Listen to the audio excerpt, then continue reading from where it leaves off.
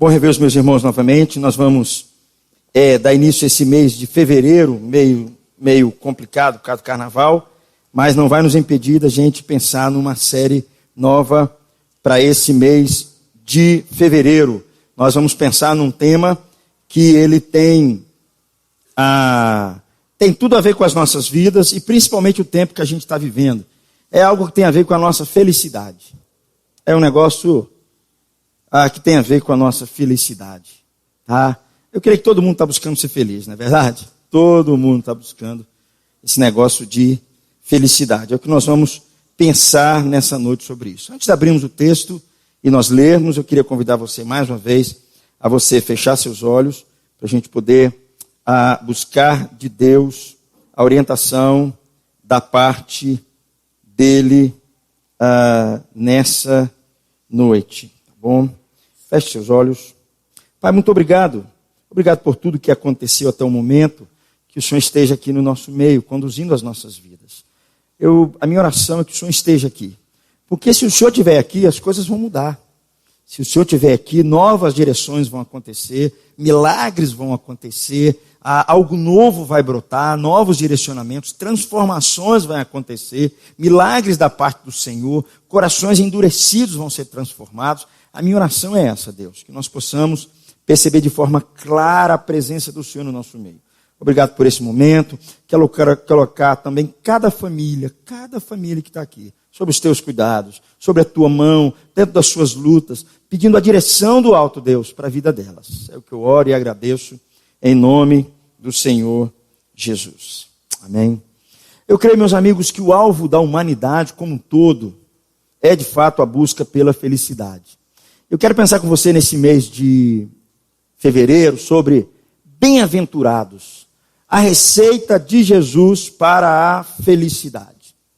Eu creio que todos nós estamos à busca desse negócio que ninguém sabe direito o que é isso, chamado de felicidade. Muitos cristãos, nessa busca por felicidade, muitos deles têm tomado até mesmo caminhos equivocados com respeito à chamada felicidade. Muitos acreditam que a felicidade é um esforço seu.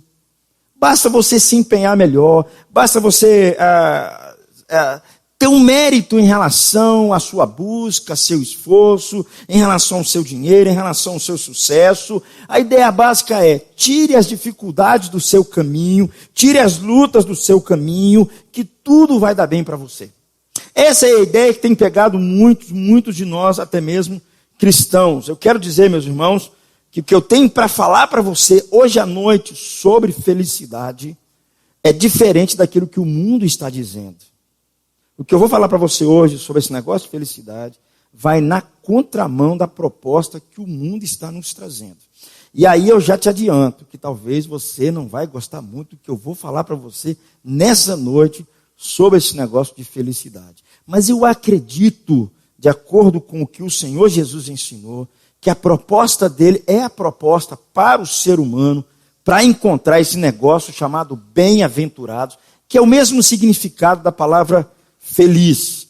Há muito tempo atrás, até mostrei aqui esse filme chamado A Procura da Felicidade, com Will Smith, um filme muito bonito, um filme muito legal. Um cara onde ele vai se empenhar, a vida dele vai virando de cabeça para baixo, a mulher dele o abandona, ele fica só com o filho, ele é despejado da casa, ele fica numa situação difícil, ele entra para trabalhar numa empresa, mas ele não recebe da empresa, ele vai vender os equipamentos, mas ninguém compra, ele passa uma perrengue, e aí ele vai se esforçando, e aí o finalzinho do filme mostra, de forma clara, a ideia da felicidade. Ele conquistou o que ele estava tanto procurando, o emprego dos sonhos dele. Esse filme é uma história de uma realidade de um cara que ficou milionário nos Estados Unidos, investindo na Bolsa de Valores. É a história desse cara. E a proposta, quando eu vejo esse filme, que me dá a impressão, é de que se eu me focar bem, se eu não ultrapassar determinadas linhas, se eu buscar mesmo, se eu usar minha inteligência, se eu usar minha capacidade, se eu usar meu esforço, se eu usar minha dinâmica, eu vou conseguir esse negócio chamado felicidade, que na proposta do filme é uma conquista. É uma conquista de preferência com bônus financeiros. É isso que mostra. Na verdade, o filme está retratando muito do que passa na nossa cabeça. E aí, meu amigo, eu quero dizer para você que a proposta de Jesus é diferente disso. Porque Jesus, ele não enfatiza a nossa autodependência. Jesus não enfatiza a nossa autoconfiança. Ele não enfatiza a nossa autoexpressão. Quando eu estava preparando essa mensagem, eu fui na internet pesquisar algumas coisas sobre a felicidade.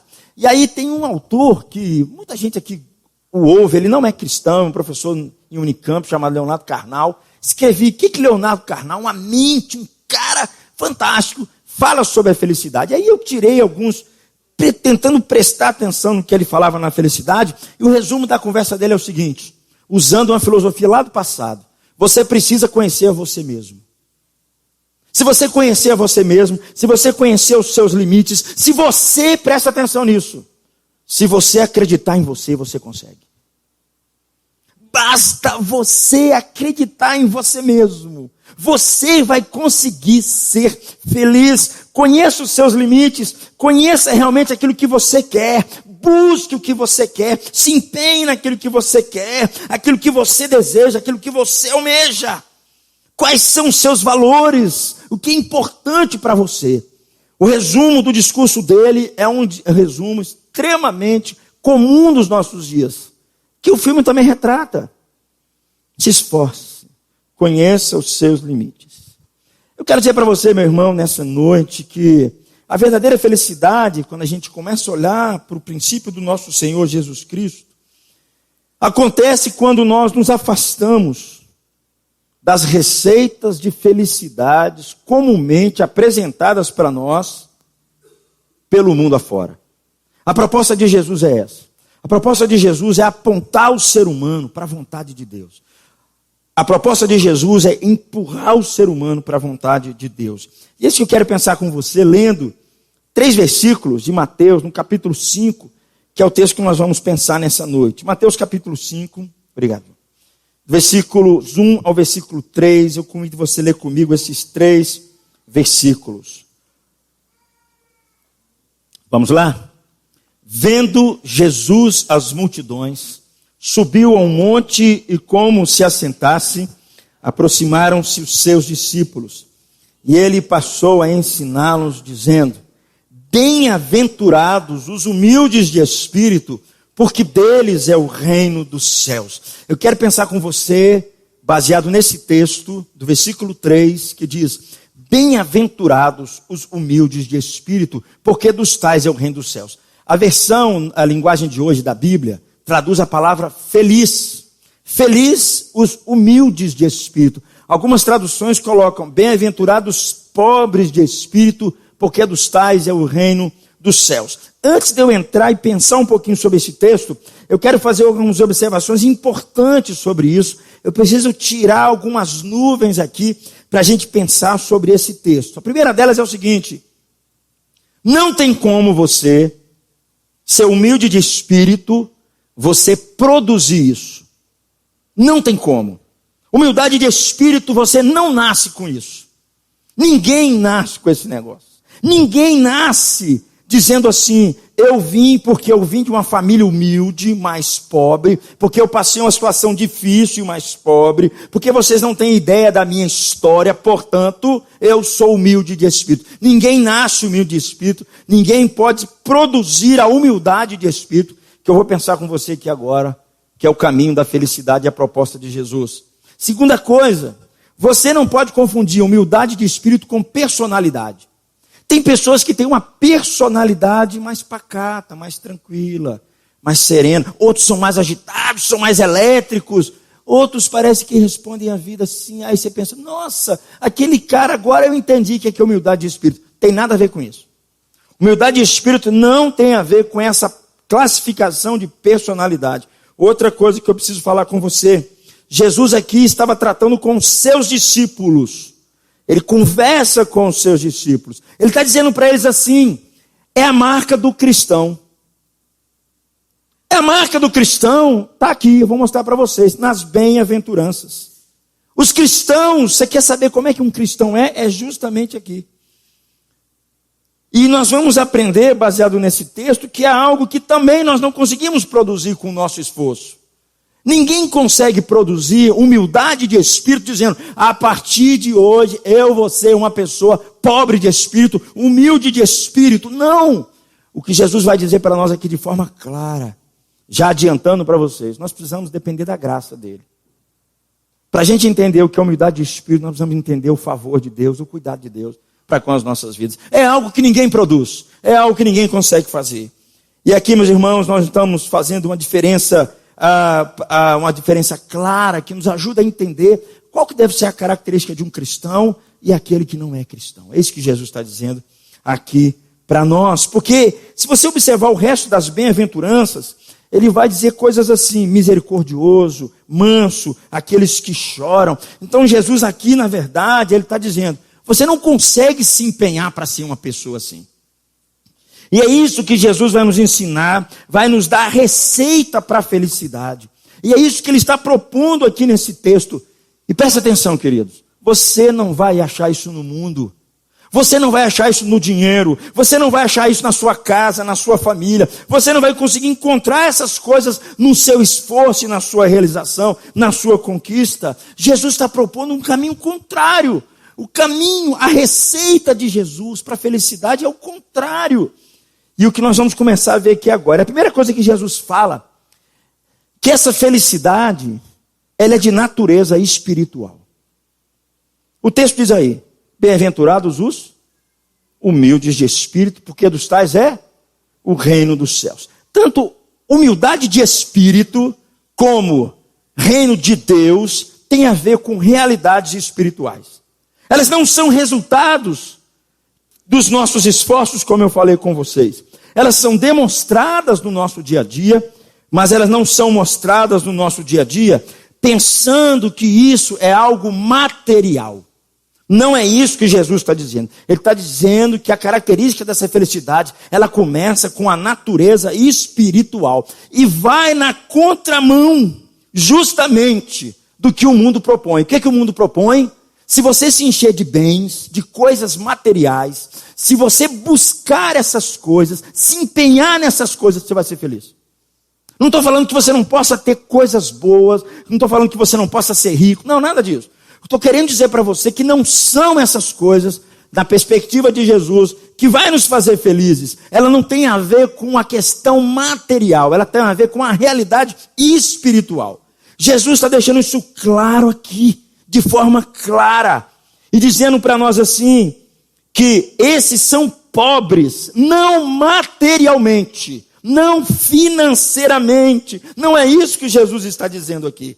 A ideia de espírito aqui, pobres, humildes de espírito aqui, e ele aponta para a ideia do reino de Deus, é uma realidade espiritual. Jesus está dizendo para nós, meu amigo, para a gente entender o que é felicidade, nós precisamos tratar da nossa vida espiritual. Nós precisamos prestar atenção na nossa vida espiritual. E não acharmos que as coisas materiais vão nos dar a garantia dessa felicidade. Jesus já descarta isso de cara. Nós vivemos, meus irmãos, embalados por essa ideia forte, nessa busca frenética pelo consumo. E eu estava ouvindo o Leandro Carnal, ele fala um negócio muito legal. Ele fala assim que a ideia do consumo é uma ideia de salvação, é uma ideia de redenção. Ele chega até a brincar assim que as lojas, elas deveriam agora ser como farmácias. Porque as pessoas vão nas lojas, elas entram deprimidas e saem de lá não deprimidas depois que elas compram. As pessoas tomam um remédio baseado no consumo. Porque a ideia básica dos nossos dias de hoje, que a felicidade é o quê? Consumir. Esse discurso não é meu, são eles que estão dizendo. Eles estão dizendo para nós que a felicidade do homem se resume no consumo. Freud já dizia outra coisa. Freud dizia que a felicidade humana se resume no sexo. Que loucura, esses caras estão mandando na nossa cabeça, esses caras estão fazendo a nossa cabeça, e é por isso que a gente encontra tanta gente com desgosto em relação à vida, porque acredita nessas coisas.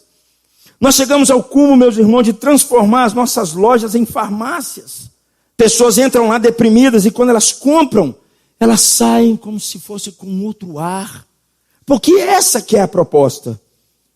A felicidade se resume simplesmente em consumir e comprar. Né? E por causa dessa falsa felicidade, muitas pessoas acham que a resposta está, por exemplo, na própria fama. Na fama. Nós chegamos a um nível tão baixo do ser humano que a pessoa ela perde a sua integridade por causa de fama. Ela perde o seu nome. Ela joga fora o seu caráter por causa de fama. Tá aí os programas Big Brother, A Fazenda, que não me deixa mentir. Eles estão trocando a integridade por fama, porque eles acham que fama é que vai dar felicidade para eles. É fama que vai dar a garantia de uma boa vida. É fama que vai dar segurança para eles. Não é muito difícil a gente pensar, por exemplo, que hoje uma das personalidades mais cobiçadas assim entre nós, né, entre os jovens e os adolescentes, todo mundo coloca o seu cabelo igualzinho, veste igualzinho, é um cara chamado Neymar. E por quê? Porque ele traz a ideia de fama. A fama é a ideia de que eu vou atrair mulheres, Freud. Fama é a ideia de que eu vou ter tudo. Então, meus irmãos, a proposta de Jesus vai na contramão dessa loucura. As pessoas são realmente felizes quando, em primeiro lugar e acima de tudo, elas levam em consideração a sua condição espiritual diante de Deus. Elas levam em consideração a sua vida espiritual diante de Deus. Elas levam em consideração o reino de Deus. Elas levam Deus a sério, para Deus tratar da sua vida. É o que Jesus está dizendo. Bem-aventurados os humildes de espírito. Jesus está dizendo para eles e para nós assim, dizendo para eles e dizendo para cada um de nós, que se o meu eu não for tratado, se o meu eu, que me comanda, não for tratado, e se nós continuarmos a viver como crianças mimadas, que se encantam com seus brinquedinhos materiais, que se encantam com as suas conquistas humanas, que não avaliam a sua vida à luz de Deus, eu quero dizer que a proposta do mundo é de fato muita tristeza, muita angústia, muita infelicidade. Porque Jesus está apontando um caminho contrário. Ele está dizendo, para você ser feliz, primeira coisa, você tem que perceber a sua vida espiritual. Você tem que tratar das suas questões espirituais. Você tem que perceber que você é um ser formado com a alma, formado com o espírito. Você tem que ser um ser você é criado à imagem e à semelhança de Deus, e você é um ser espiritual. E porque você é um ser espiritual, esse ser espiritual comunica com Deus. Deus nos deu um espírito para nós nos comunicarmos com Ele. Deus nos deu uma alma para a gente nos comunicar com Ele. Para nós sermos seres que nos conectamos com Ele. Mas por incrível que pareça, é uma das áreas mais desprezadas do nosso tempo. É uma área onde as pessoas tratam de qualquer maneira a sua vida espiritual. As pessoas levam a sua vida espiritual na muita brincadeira. Elas não se importam com aquilo que entra pelos seus ouvidos, pelos seus olhos. Elas não se importam muito com aquilo que leem. Elas não se importam muito com aquilo que elas acreditam. Elas não se importam muito e elas vão levando a vida. Jesus está dizendo que a natureza dessa felicidade tem a ver primeiro com a questão espiritual. E acima de tudo, tem a ver com o nosso eu.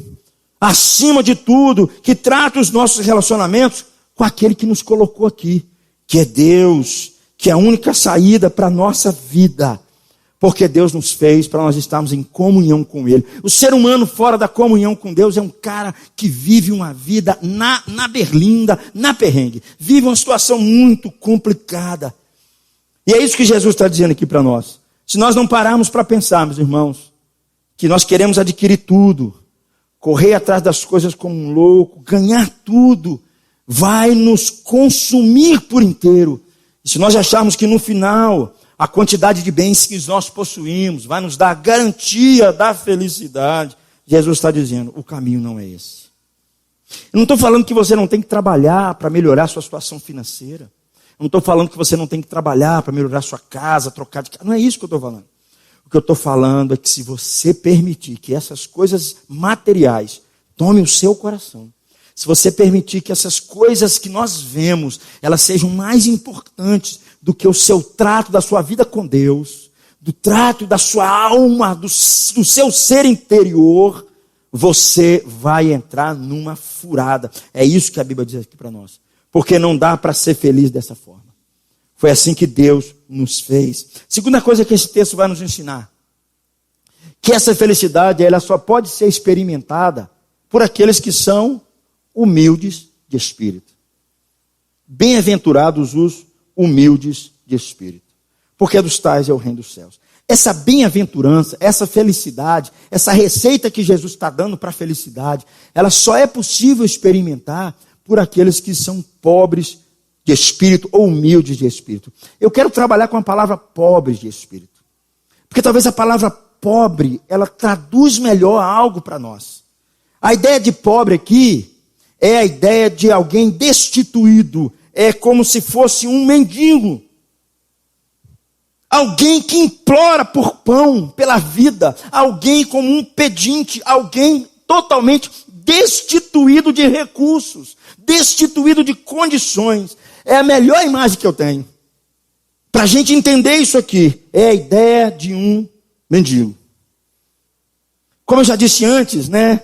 Não tem nada a ver com a questão material. Não é questão material. Não é porque o cara é mendigo que agora ele já está no reino de Deus. Não é isso. Não é isso que eu estou falando. A ideia que passa da palavra humilde é a palavra para mendigo. É interessante, meus irmãos, que no mundo grego, por incrível que pareça, os mendigos eles eram desprezados. Eles não podiam nem buscar os deuses, porque eles tinham que contribuir para a sociedade, para a polis, para ajudar na polis. E eles eram alguém de peso na sociedade, eles deixavam para o lado. E Jesus vem, o Velho Testamento já vem tratando sobre isso há muito tempo. A ideia aqui é de alguém dependente. É alguém que vive num estado de humildade, alguém que vive num estado de aflição. Consequentemente, um homem que ele não tem competências, a competência dele é reduzida, os seus recursos são reduzidos. É alguém despossuído, alguém fraco, alguém miserável, alguém insignificante. Diferentemente do rico. Se você ler o livro de Provérbios, que faz muita comparação entre ricos e pobres, a ideia básica do rico qual é? Tranquilidade, segurança, confiança, autosseguro. É um cara que não depende de ninguém. Porque a única dependência que ele tem é dos recursos que ele tem. É justamente aqui a ideia contrária.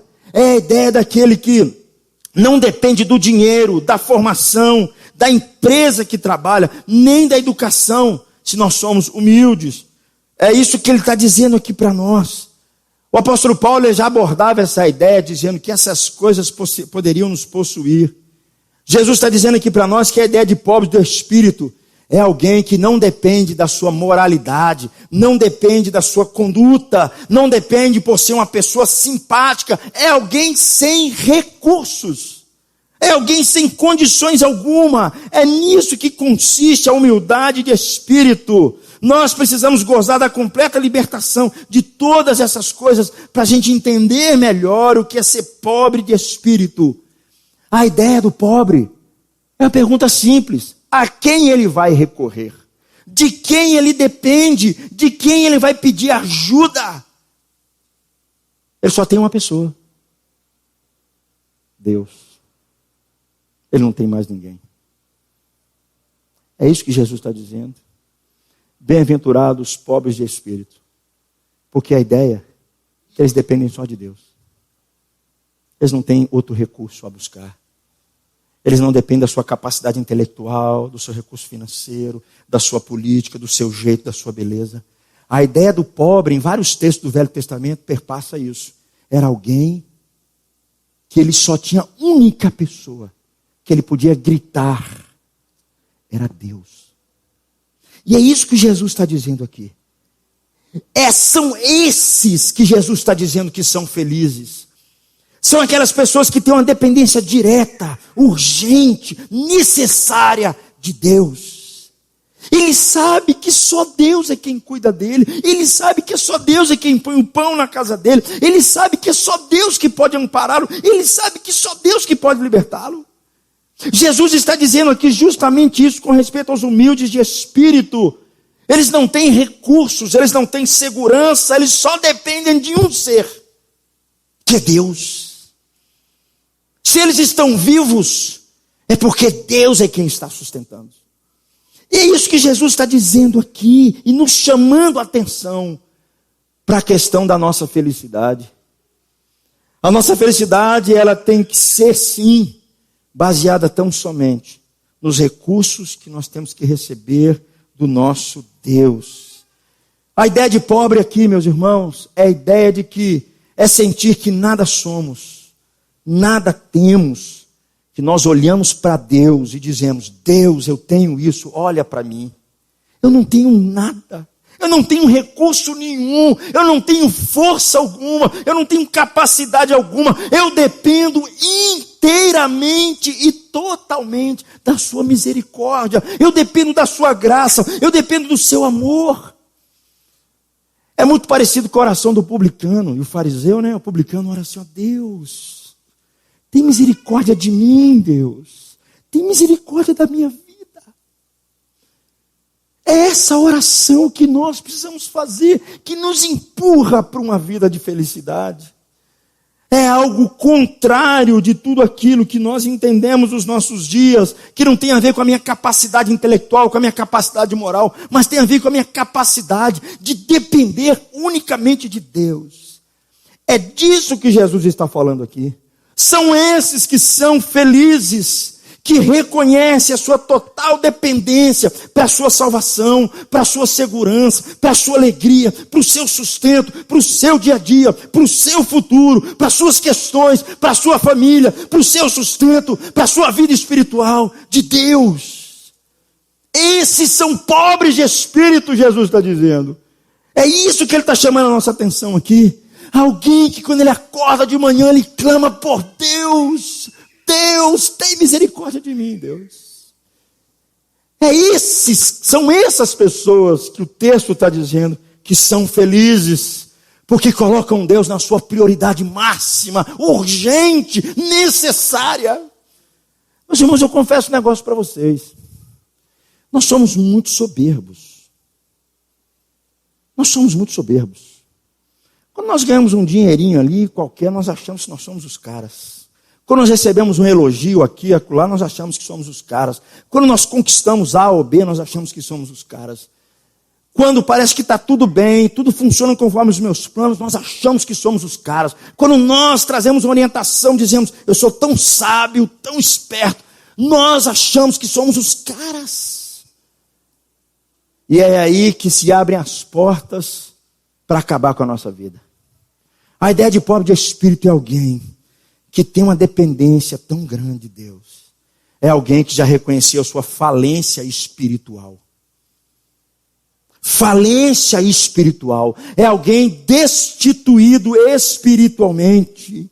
O reino de Deus não é para pessoas que fazem a sua profissão de fé como se fosse um favor que estivesse fazendo para Deus. Mas são pessoas que reconhecem a sua condição empobrecida. E elas se achegam a Deus nessa condição de uma profunda, de uma sede, de uma necessidade muito grande por Deus. É isso que Jesus está dizendo. Meus irmãos, esse é o caminho que a felicidade, a receita que Jesus está dando para nós. Enquanto uma pessoa não chegar a Deus dessa forma, não tem jeito. Enquanto nós chegarmos como aquele rico que dizia, ou como é aquela igreja de Laodiceia, né? Eu sou rica e abastada e não preciso de mais nada. Tenho ouro, tenho vestimenta, tenho tudo. Ou aquele rico, né? Que dizia o seguinte: sabe uma coisa? Eu vou derrubar os meus celeiros e vou aumentar os meus celeiros ainda mais. Vou torná-los ainda maior e eu vou falar para minha alma assim: alma, regala tua alma, porque você tem para muitos dias e uma voz vai bater no coração dele, ser louco. Jesus está nos apontando o caminho para a felicidade.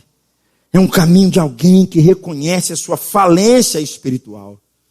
Enquanto muitas vezes, meus irmãos, nós ficamos nos enganando na nossa autodependência, na nossa soberba. nós vamos perdendo o caminho a qual Jesus proporcionou para nós, que é o reino de Deus. É impossível desfrutar do reino de Deus se nós tomarmos outro caminho. Enquanto nós não aprendemos a orar como esse publicano, tem misericórdia de mim, enquanto nós não reconhecemos que nós somos mendigos espirituais, destituídos de qualquer coisa, vai ser muito difícil a graça de Deus nos alcançar.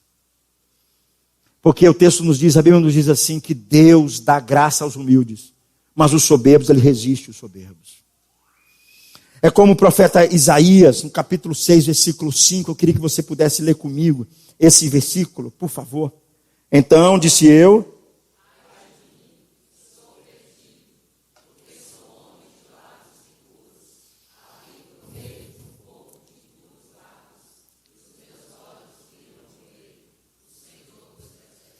quando ele contemplou a presença de Deus no templo, ele só teve uma coisa para gritar: ai de mim, eu sou um miserável. É essa oração que nós vamos fazer. É esse reconhecimento que nós precisamos ter diante de Deus, para que a graça dele tome conta do nosso coração e a gente viva o caminho que o Senhor Jesus proporcionou para nós. O apóstolo Paulo, para mim, é um dos maiores exemplos de Bíblia, na Bíblia, sobre isso. Era alguém que tinha todos os potenciais, era alguém que poderia se orgulhar, e ele dizia: eu posso me orgulhar mais do que vocês, eu tenho credenciais melhores do que vocês, eu tenho mais distintivos do que vocês, para dizer, para poder me orgulhar com as coisas que eu tenho, com as coisas que eu possuo, com a minha herança, com a minha capacidade de pensar, muito mais do que vocês. Mas por incrível que pareça, como o apóstolo Paulo está às portas da morte, lá em Filipenses capítulo 3, e ele descreve o seu currículo, ele diz de forma clara assim: para mim o viver é Cristo. Em outros momentos, quando ele percebe a dificuldade que ele tinha, os desafios que ele tinha de pregar o evangelho, ele não confiava na sua capacidade, ele chegava e dizia assim: em fraqueza, em temor e em grande tremor. Paulo foi um homem que entendeu que a sua vida deveria ser pautada na suficiência de Jesus Cristo. Na suficiência de Cristo para a sua própria vida. É por isso que eu entendo uns homens como esse, quando eles estão à beira da morte, estão largados lá na cela, jogados e abandonados, o coração deles está repleto de Deus. Eles estão alegres. Muitos sofrendo por causa de Cristo, eles estão alegres, porque eles entenderam que a dependência deles, a suficiência deles é só em Cristo Jesus. Essa humildade, meus irmãos, que Jesus pede aqui, aponta para a gente, para um esvaziamento nosso, para nós nos esvaziarmos, para nós ficarmos cheios tão somente de Deus. Eu sei que isso fica meio complicado para nós, que vivemos num contexto que buscamos tanta relevância, né? Buscamos tanto poder, buscamos os holofotes, buscamos os primeiros lugares. Eu sei que isso é difícil, mas a proposta é que nós nos esvaziemos. Nós nos esvaziemos. Jesus está nos chamando, meus irmãos, a uma confissão da nossa condição. Bem-aventurados os pobres de espírito. Terceira e última coisa que Jesus fala aqui nesse texto, que a felicidade é a felicidade do reino de Deus. Parece meio repetindo, né, chovendo no molhado, mas o que eu quero dizer para você, que é impossível alguém dizer que é efetivamente feliz fora do reino de Deus. É impossível alguém dizer: eu sou feliz, se ele não experimenta a realidade do reino de Deus. Porque nada nesse mundo, nada, absolutamente nada nesse mundo se compara à felicidade do reino de Deus. Nada, absolutamente nada. Por favor, não confunda o reino de Deus com a igreja. A igreja é agente do reino de Deus. O reino de Deus é maior do que a igreja. Por favor, não confundam isso. O reino de Deus, Jesus falou, que está em nós e está entre nós. Ela não é uma realidade visível, mas ela é uma realidade concreta, que você toca nessa realidade. E só enxerga o reino de Deus quem já está dentro dele. Quem está fora não enxerga. Foi o que Jesus falou com Nicodemos. Nicodemos, será que você não consegue ver o reino de Deus? Porque só vê o reino de Deus quem está dentro. Quem está de fora não entende. É por isso que o mundo não entendia no tempo atrás, os cristãos, porque eles olhavam, como é que vocês podem dizer que a vida de vocês está boa se vocês estão perdendo tudo? Se vocês estão sendo perseguidos por causa do nome de Jesus? Porque eles não conseguiam entender que é de dentro que você enxerga o reino de Deus. Meus irmãos, quando Jesus começou o seu ministério, a primeira coisa que ele falou foi sobre o reino de Deus. Arrependei-vos, porque está próximo o reino de Deus. A sua primeira mensagem foi justamente essa, que o reino de Deus está próximo de vocês, mais do que vocês imaginam, e o rei está chegando. Quando Jesus, Felipe, ele curava uma pessoa, quando ele dava a vista a cegos, quando ele ressuscitava os mortos, quando ele pegava um leproso que vivia fora dos portões da cidade, não tinha convívio social, não podia ir numa padaria, não podia ir no supermercado, não podia usar um celular, não podia fazer nada disso, tinha que ficar do lado de fora, era alguém excluído da sociedade. E quando Jesus curava esse leproso, esse cara voltava de novo para a sociedade, ele poderia conviver num shopping center, ele poderia andar de carro, ele poderia andar de ônibus, poderia viver a sua vida social. O reino de Deus estava chegando. É isso que Jesus estava dizendo. O reino de Deus está chegando. Porque a presença de Deus se torna real. Quando Jesus ressuscitava alguém dos mortos, quando Jesus dava vista aos cegos, quando Jesus expulsava pessoas que estavam possessas de demônio, ele libertava essas pessoas, o reino de Deus estava chegando. Jesus, por um lado, estava dizendo, é isso que eu quero para vocês. A vida que eu fiz para vocês é essa, não é a outra. Essa é a ideia do reino de Deus. Por isso, meus irmãos, que eu volto a dizer, é impossível alguém dizer que é feliz fora do reino de Deus, se não perceber a felicidade do reino de Deus. Quando Jesus ele ensinava profundas verdades, quando eu leio minha Bíblia, e às vezes a gente percebe que, assim, aquele que João falou, se tudo que Jesus falou pudesse ser escrito, não haveria livro no mundo. Eu fico pensando o que os discípulos não ouviram, o que eles não viram, o que eles não celebraram, o que eles não se encantaram. O ensino de Jesus, a sua profundidade, nós temos só uma porção pequena. O que eles não ouviram que enchia a alma deles, enchia o coração deles, dava direção para eles, direção para criar os seus filhos, direção para viver no casamento, direção para tratar dos seus negócios, trazia paz ao coração deles, trazia direção para a vida deles, colocava alegria onde não tinha, trazia esperança novamente, curava. Era o reino de Deus chegando. É impossível, Jesus está dizendo, a gente experimentar a felicidade de verdade fora do reino de Deus. Quando o evangelho é pregado, meus irmãos, e alguém que vivia todo largado, um lambão, com seus pensamentos conduzidos por toda a filosofia do mundo, vocês imaginarem, e quando essa pessoa se rende a Cristo Jesus, o reino de Deus está chegando, o reino de Deus está próximo, o reino de Deus já chegou. O reino de Deus, meus irmãos, em resumo, significa onde Deus governa, é o governo de Deus. Onde Deus governa, é o reino de Deus. Aonde a vontade de Deus é feita, o reino de Deus está ali. Não é assim que nós oramos a oração do Pai Nosso?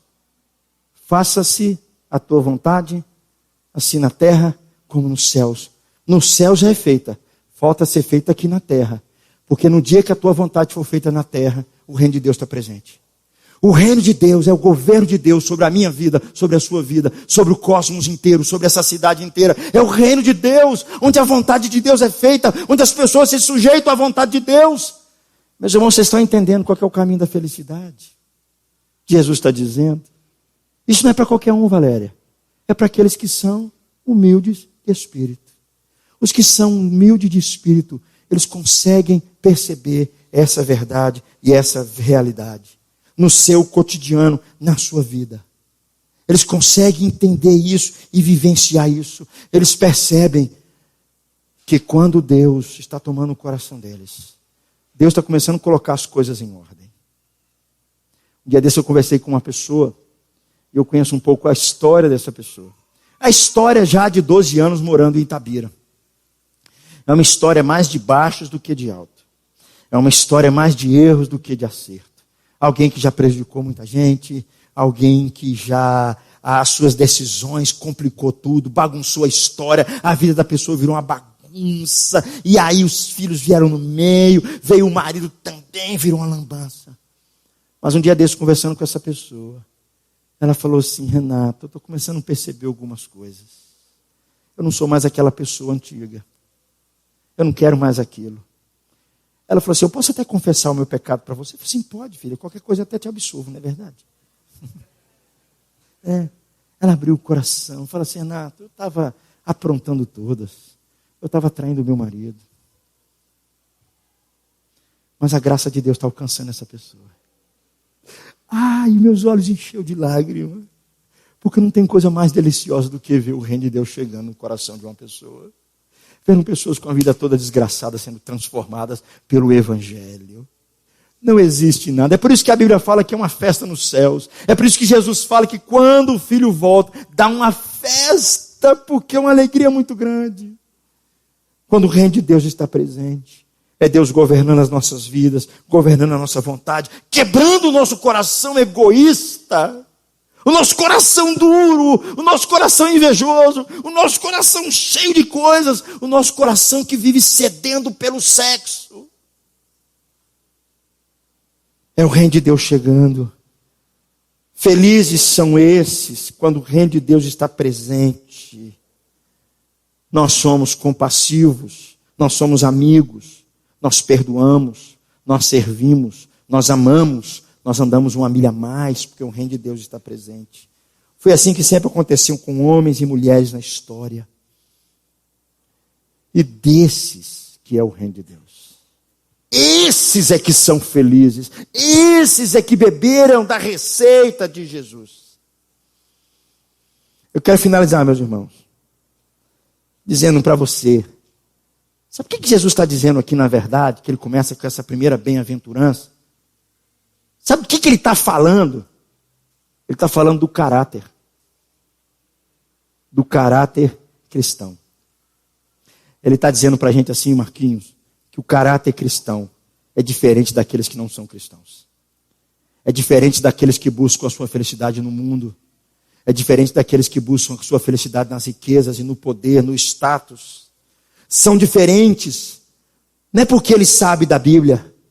São diferentes, não é porque ele frequenta uma igreja. Mas são diferentes, é porque ele tem um caráter como o de Jesus. Porque, meus irmãos, há de convir comigo, né? Ninguém foi mais humilde de espírito do que Jesus.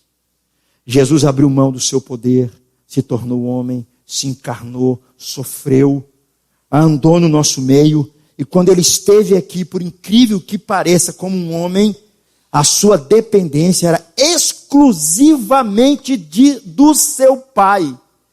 Jesus era um homem de oração, porque ele dependia do seu Pai. Era um homem humilde de espírito. O que Jesus está dizendo aqui para nós, é que ele está chamando a mim e a você, para nós vivermos com caráter cristão. Porque quando vivemos com caráter cristão, nós somos felizes. É isso que Jesus está dizendo aqui. Ele está dizendo para nós que é assim que as pessoas de fora devem nos conhecer de fato. Quem é um cristão? As pessoas que não entendem nada disso. O que é ser um cristão? Elas precisam olhar para nós, olhar para a nossa vida e perceber que a nossa felicidade está em Cristo Jesus, que a nossa alegria está em Deus, que o nosso sustento é dele. As pessoas precisam olhar para nós assim, para elas verem em nós o caráter de Cristo em nós, e elas se interessarem pelo nosso discurso, se interessarem pela nossa fala, se interessarem pela nossa pregação. Jesus está chamando a nossa atenção aqui, dizendo, é assim que eu quero que vocês vivam. Meus irmãos, quando eu li esse texto, eu fiquei pensando comigo, agora eu entendo por que aqueles homens, há 2000 anos atrás, pescadores, donas de casa, cozinheiros, sapateiros, pessoas simples da classe média, quando elas ouviram essa mensagem de Jesus, o coração delas foi transformado. E elas viraram o mundo de cabeça para baixo. O mundo não foi mais o mesmo, sabe por quê? Porque encontrou um grupo de pessoas que estava dizendo para o mundo e provando para o mundo o que é amor de verdade, por causa do seu caráter cristão. A ideia aqui não é daqueles que são conhecidos porque frequentam a igreja, porque usam uma roupa parecida com de crente, com a palavra gospel, ou um boné escrito Jesus, eu te amo. Não é porque alguém é rico financeiramente, não é nada disso. A ideia aqui da felicidade é alguém que é humilde de espírito, é alguém que vive o reino de Deus, é alguém que desfruta essa realidade. Não é porque alguém que canta no coral, alguém que tem uma formação teológica, alguém que é filho de gente, de pastor, filho de presbítero, não é nada disso. Jesus está dizendo, o caráter cristão, ele é medido pela sua relação, pela sua dependência com Deus. E ele está dizendo para nós que nós só seremos conhecidos como cristãos genuínos se em nós ficar evidente que nós somos pobres de espírito. Se em nós, Filipe, ficar evidente a nossa carência espiritual por Deus. Se em nós ficar evidente a nossa única dependência do Deus que nos ama, do nosso Senhor Jesus que morreu por nós. E aí nós vamos expressar isso no nosso dia a dia, na nossa casa, nos nossos relacionamentos, nos nossos pensamentos. Essa pessoa é feliz. Não é porque possui tudo, mas ela possui Jesus na sua vida. Ela possui uma relação íntima com Deus, ela possui uma relação próxima com Deus. É nítido, meus irmãos, que quando a gente estuda sobre isso, muitas pessoas na história, lendo esse texto, pensaram, eu vou ser assim, eu vou me esforçar e vou ser assim. É nítido, meus irmãos, que se a pessoa não nascer de novo, não tem como ela ser humilde de espírito. Ela pode até tentar, mas ela não vai conseguir. Ela precisa nascer de novo. O que Jesus está dizendo aqui para nós é sobre a graça que alcança os desgraçados. A graça que alcança pessoas que sabem na sua história que a única dependência, eles já reconheceram isso, a única dependência. Elas não têm nada, elas não têm nenhum recurso para dizer, Deus, eu vou para o céu, Deus, o Senhor tem que me abençoar. Deus, elas não têm nada, elas já reconheceram isso. E elas perceberam a graça de Deus alcançando o coração delas. Eu quero encerrar, meus irmãos, dizendo para você, olhe para Cristo. A única forma que tem para a gente entender isso melhor é se nós colocarmos os nossos olhos em Deus. Olhe para Cristo, fixe os seus olhos nele, sinta de fato nulo perante Ele, perante a sua grandeza, alguém humilde que se aproxima dele com absolutamente nada, alguém que volta os seus olhos para Cristo, sentindo a sua pobreza e a sua nulidade. Eu creio, meus irmãos, que a primeira bem-aventurança aqui para nós proclama a salvação pela graça, porque ninguém pode entrar no reino de Deus se não for pobre de espírito. O reino de Deus não é para pessoa orgulhosa. O reino de Deus não é para pessoa soberba. O reino de Deus não é para pessoa autodependente, confiante em si mesmo. O reino de Deus é para as pessoas que já declararam diante de Deus a sua carência espiritual, a sua pobreza espiritual, a sua insuficiência espiritual diante de Deus. Portanto, meus irmãos, Jesus está nos mostrando que é impossível a gente agradar a Deus por nós mesmos, a não ser que a gente se sujeite à sua graça, que a gente se renda à sua graça, que a gente reconheça diante dele a sua graça. As bem-aventuranças mostram o caráter do cristão. Mas Renata, eu não entendi isso do nosso direito. É a salvação pela graça. É quando você reconhece que de fato Jesus morreu por você. Você precisa saber que você quebrou a lei de Deus, você está sobre a ira de Deus, você está sobre uma maldição de Deus. E só a graça dele que pode tirar você desse buraco e fazer de você uma nova pessoa. A salvação dele é só assim. Você e eu não temos nenhuma credencial para sermos humildes de espírito. Nós não temos nenhuma credencial para irmos para o céu. Nós não temos nenhuma credencial para entrarmos para o reino de Deus. A graça. E os humildes de espírito reconheceram a graça de Deus. Reconheceram de fato a sua incapacidade, a sua insuficiência. E clamaram: Deus, tem misericórdia de mim. Eu queria orar por você.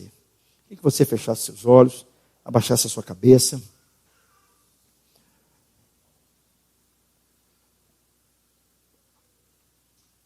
Oh Deus, eu quero,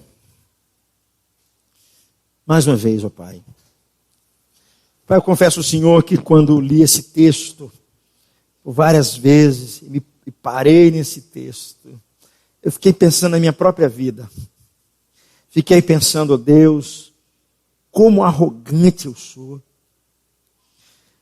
de me achar no direito de poder chegar diante do Senhor, e até mesmo exigir do Senhor algumas bênçãos, alguma coisa, no direito de chegar no Senhor e exigir a salvação do Senhor, exigir a entrada no reino de Deus. Deus, Pai, o caminho que o seu Filho propôs para nós, Jesus, é diferente do que o mundo está propondo. Pai, eu tenho certeza que pessoas assim, de fato, elas são felizes. Porque elas não estão disputando com ninguém. Elas não estão brigando com ninguém. Elas não estão querendo posições. Elas não estão em uma busca gananciosa e egoísta para eliminar o outro. Pelo contrário, elas entendem a dependência exclusiva de Deus na sua vida. As suas decisões são assim. Elas vivem para não decepcionar a Deus. Oh Deus, nos ajude, Pai. Trabalha no nosso coração. Quebre esse nosso egoísmo infantil, mimado, que nos coloca numa posição de achar que nós temos algum direito. Oh Deus, a única coisa que nós temos que fazer é estender a nossa mão e pedir misericórdia da parte do Senhor, para que o Senhor olhe para nós com graça, e que a gente viva essa graça continuamente, todos os dias, nessa dependência espiritual, ó Deus, do Senhor. Pai, tem tantas pessoas, ó Deus, que elas não conhecem isso, elas estão sendo enganadas pelas propostas desse mundo, que elas estão acreditando, ó Deus, que a felicidade basta o esforço delas, basta o mérito delas, basta a capacidade delas, basta elas arranjarem a vida direitinho. Deus, nos ajude, Pai, a gente entender e amar o Senhor ainda mais. Amar e nos colocar diante do Senhor todos os dias. Visite teu povo, Pai, nessa noite. Perdoe-nos, ó Deus. Trate-nos, ó Pai. Nos faz discípulos, ó Deus, servos do Senhor, hoje e sempre, Pai, em nome de Jesus. Amém. Eu queria convidar você, se você puder ficar de pé, chama a equipe de louvor aqui à frente. Nós vamos cantar mais um cântico.